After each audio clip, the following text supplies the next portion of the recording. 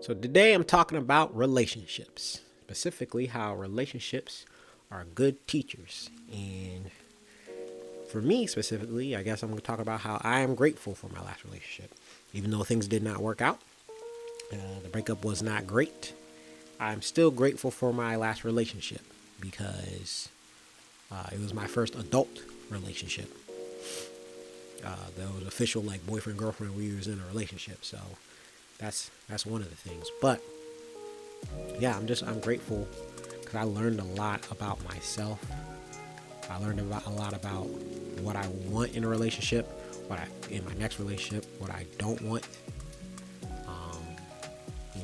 What I can handle, what I can't handle, what I need to work on, what I'm actually good on. Because there's some stuff that surprised me. I was like, actually, no, I'm good on this. Like I'm pretty good on this.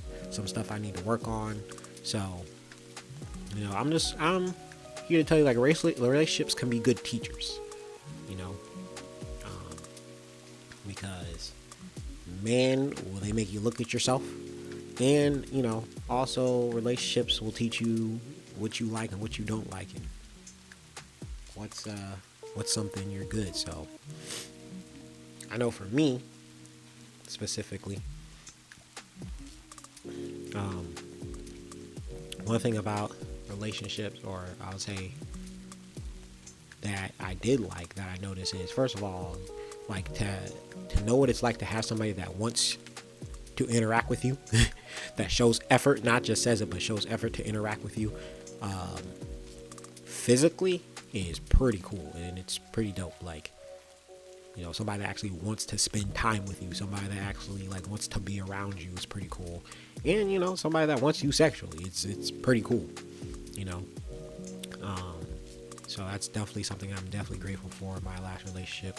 For somebody to actually show effort in a way that they actually want you. And I'm actually grateful to actually have a Christian relationship. Somebody that, prays with you, prays for you, talks to God about you. Y'all can go to church together about stuff and like have like very, similar goals and how you see God, talk to God, and y'all can encourage each other through Jesus and showing different music and scriptures and stuff. That's something I'm very grateful for. Definitely something I definitely still want in my next relationship. So I'm grateful for that.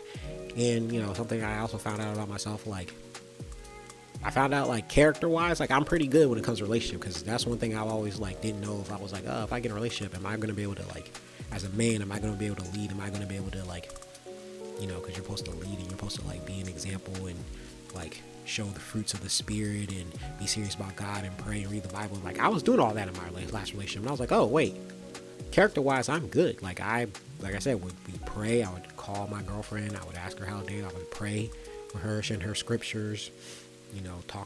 Talk to her about God, the Bible, go to church. I did all that stuff, like as far as like leadership wise, as far as like to God. So I was like, oh yeah, I'm good. Like I didn't know if I was gonna have patience. Like, there's lots of times where I was surprised by my own patience. I did not think I would have the patience I did, have the grace and the mercy that I did. I was like, oh, like this is not to me bragging. I'm just literally surprised, because I literally was surprised because I didn't know, because this was my first adult quote unquote relationship where we were like boyfriend and girlfriend. So I was just very surprised, like, oh nah, I'm pretty good when it comes to that. That's kind of crazy, because I didn't know if I would be. So I was happy about that. One thing also that made me realize being actually, like, when you really like somebody, like I really do want to provide for them, because I know like today's day and age, everything's about like, oh, as a man, what can she do for me and stuff. And I'm like, yeah, that's important, but like for me as a man, like I want to be able to provide for my future wife. I want to be able to buy things for my future wife. I want to be able to where my future wife doesn't have to worry about stuff. If she needs help with things, I want to be able to have enough money, or as a man, be able to fix stuff for her and help solve her problems. Like, I want to be able to do that because that's important to me. And not even just as a man, but even a Christian man. Like, that's important. Like, it's amazing how much, like, now that I'm older, I'm like, bro, I want to be able to provide not just for, future wife, but my friends and family. Like, I like providing. And I know that's weird to say as a man, but like, I'm like, it shouldn't be weird, but I really do like providing. Like, when I have the money, I like be able to, like, like help people and buy stuff and like have money to solve or like fix people's problems. Like it feel good to provide. So like that's one thing in my last relationship I was very surprised. Like I would say another thing for me that I learned is if I'm in a relationship, I definitely have to have a job or some kind of money stability, because it's like I know for some women, like, you know, they can date a guy that doesn't, but I was like, one, for me as a person, like for me, like I need to have a job. But even then, like it helps with, because I know a woman wants security with having a job. Because even like my last relationship where I didn't have a job, I was still doing stuff. Like I was still going on dates, we were still doing stuff, but like not having a job was a very big, like, not a good thing. And it made me think about like how I made a video in the past where it's like I told dudes like, if you don't have a job, you shouldn't be dating, and I didn't even follow that advice. So I was being a hypocrite. Even though, like, to be fair, like I didn't want to be in a relationship at first anyway because I didn't have a job.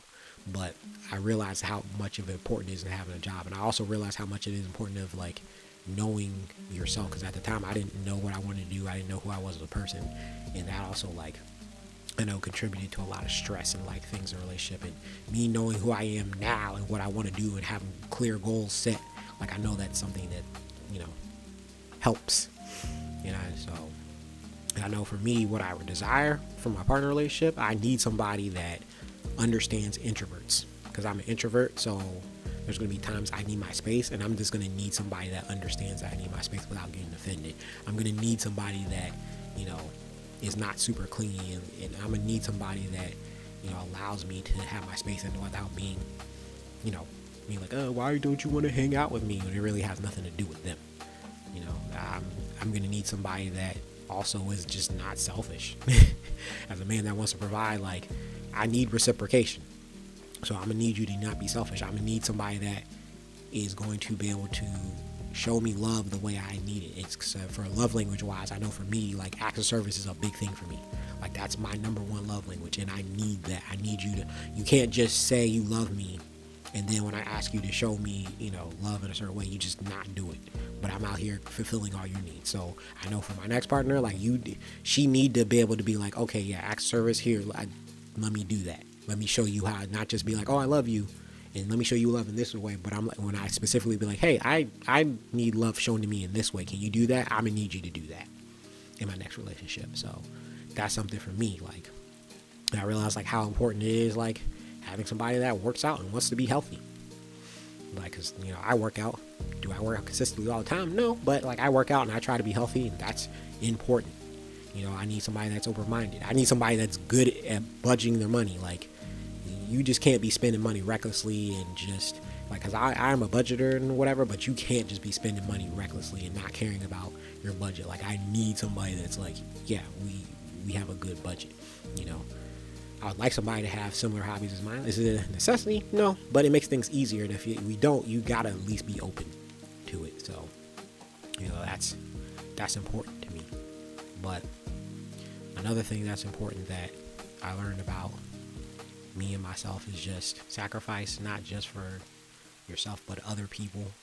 I also can't date somebody that's going to be a workaholic, because now you got to have, not just for me, but you got to have enough time for yourself and have yourself, because, you know, being a workaholic, you got burnt out and then be mentally unstable. You got to spend time with yourself and God, because if you're working all the time, you ain't spending time with God.